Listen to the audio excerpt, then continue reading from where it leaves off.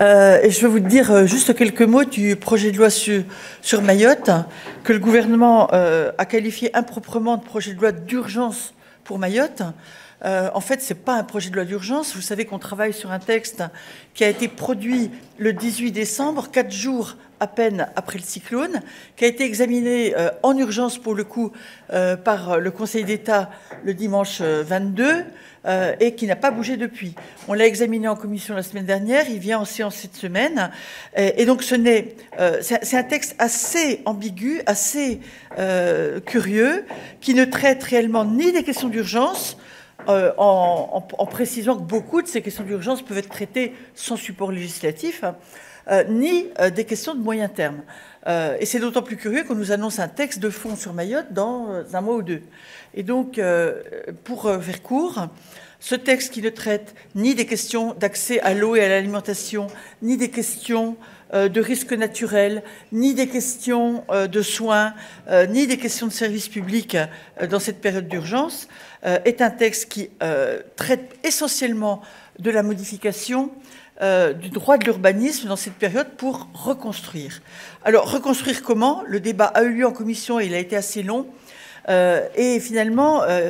je pense qu'un des apports du texte, c'est qu'à l'issue de ce débat, il y a une forme de consensus sur le fait qu'il ne s'agit pas de reconstruire le plus vite possible pour effacer les traces du cyclone, mais qu'il s'agit aussi de prendre en compte les enseignements du cyclone, les vulnérabilités démasquées par le cyclone, dont beaucoup étaient connus avant la catastrophe Chido, mais dont chacun semble avoir pris conscience à cette occasion. La deuxième chose qu'il faut dire sur ce projet, c'est que finalement, article par article, on est amené à voter pour les articles, tout simplement parce que l'enjeu, modifier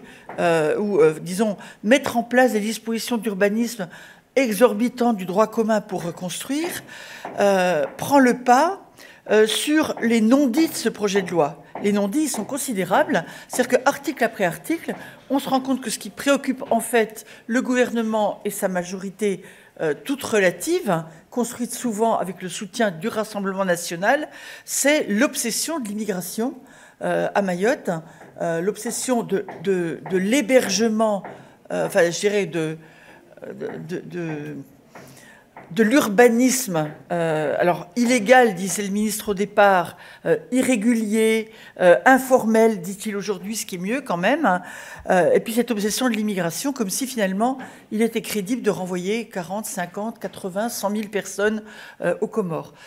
On procède souvent dans cet hémicycle à des amalgames en faisant comme si finalement dans les bidonvilles, que personne ne souhaite voir reconstruits, comme si dans les bidonvilles, il n'y avait pas aussi des Mahorais français, des Comoriens en situation régulière, des bénéficiaires du droit d'asile qui ne sont pas expulsables et que nous devons reloger, et donc qui prétend démolir au fur et à mesure la reconstruction des bangas,